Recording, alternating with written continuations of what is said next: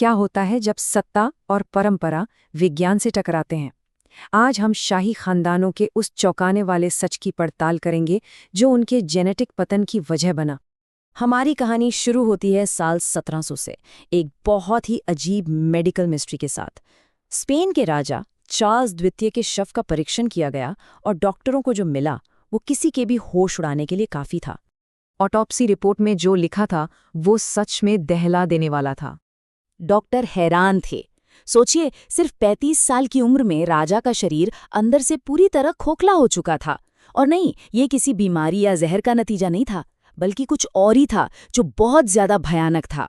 ये सब हुआ एक बहुत पुरानी और बहुत ही खतरनाक पारिवारिक परंपरा की वजह से। और वो कारण था एक शब्द, अंतःप्रजनन या इनब्रीडिंग। एक ऐसी प्रथा जिसने यूरोप के सबसे ताकतवर राजवंशों में से एक हैब्सबर्ग को पूरी तरह बर्बाद कर दिया। तो इनब्रीडिंग का मतलब है एक ही परिवार के सदस्यों के बीच बच्चे पैदा करना। ये इतना खतरनाक है कि इसे दुनिया भर के कई देशों और राज्यों में पूरी तरह गैर कानूनी बना दिया गया है। लेकिन सवाल तो ये है कि आखिर ये प्रथा इतने विनाशकारी शारीरिक प्रभाव कैसे डाल सकती है? इसका जवाब हमारे जीन्स के अंदर छुपा है।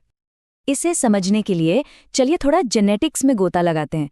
देखिए, सब कुछ प्रभावी यानी डोमिनेंट और अप्रभावी यानी रिसेसिव जीन्स का खेल है। इसको ऐसे समझते हैं जैसे आंखों का रंग। भूरी आंखों का जीन डोमिनेंट होता है, मतलब वो हमेशा खुद को जाहिर करता है। वहीं नीली आंखों का जीन रिसेसिव होता है, वो छिपा रहता है। और कई खतरनाक जेनेटिक बीमारियां इन्हीं छिपे हुए रिसेसिव जीन्स में दुबकी रहती हैं, जो पीढ़ियों तक किसी को पता भी नहीं चलती। और असली खतरा यही है, जब दो अनजान लोग माता पिता बनते हैं तो इस बात की संभावना बहुत कम होती है कि दोनों में एक ही खराब रिसेसिव जीन हो। लेकिन जब करीबी रिश्तेदार बच्चे पैदा करते हैं तो ये संभावना बहुत बहुत बढ़ जाती है। और जब बच्चे को माता और पिता दोनों से वो खराब जीन मिल जाता है तो वो छिपी हुई बीमारी एक्टिव हो जाती है और फिर नतीजे भयावह होते हैं। और देखिए कितनी बड़ी विडंबना है कि अपने शुद्ध खून को बनाए रखने के चक्कर में इन शाही परिवारों ने अनजाने में अपने ही जेनेटिक पतन की कहानी लिख दी। हैब्सबर्ग परिवार इसका एक दुखद उदाहरण है। पीढ़ियों तक उन्होंने अपनी सत्ता परिवार में ही रखने के लिए आपस में शादियां की। नतीजा, चार्ल्स द्वितीय, जिनके माता पिता सगे चाचा भतीजी थे, और उनके साथ ही स्पेनिश हैब्सबर्ग वंश का अंत हो गया। लेकिन ये कहानी सिर्फ हैब्सबर्ग की नहीं थी। चलिए हजारों साल पीछे चलते हैं, प्राचीन मिस्र में, जहां एक और ताकतवर राजवंश इसी विनाशकारी रास्ते पर चल रहा था।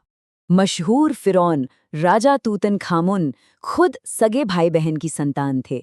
उनकी मम्मी की जांच से पता चलता है कि वो कई जेनेटिक बीमारियों से जूझ रहे थे, जैसे मुड़ा हुआ पैर और एक बेहद कमजोर इम्यून सिस्टम। और इसी वजह से महज 19 साल की उम्र में उनकी मौत हो गई।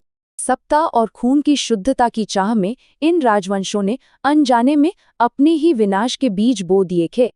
अब शायद कुछ लोग सोच रहे होंगे कि ये तो सब पुरानी बातें हैं, इतिहास की बातें हैं। लेकिन सच तो ये है कि इनब्रीडिंग आज भी एक बहुत बड़ी और गंभीर समस्या है। यूके में हाल ही में हुई एक स्टडी में कुछ चौंकाने वाला सामने आया। वहां हर 3000 में से एक बच्चा एक्सट्रीम इनब्रीडिंग का नतीजा है। ये एक ऐसा आंकड़ा है जिसके परिणाम बहुत गंभीर होते हैं। आज भी इनब्रीडिंग के नतीजे उतने ही विनाशकारी हैं। ऐसे लोगों को फेफड़ों की कमजोरी, प्रजनन क्षमता में कमी और कम उम्र में मृत्यु जैसी गंभीर स्वास्थ्य समस्याओं का सामना करना पड़ता है। अब इतने सारे सबूतों के बाद ऐसा लगता है कि ये बहस तो खत्म हो जानी चाहिए, लेकिन कुछ लोगों के लिए ऐसा बिल्कुल नहीं है।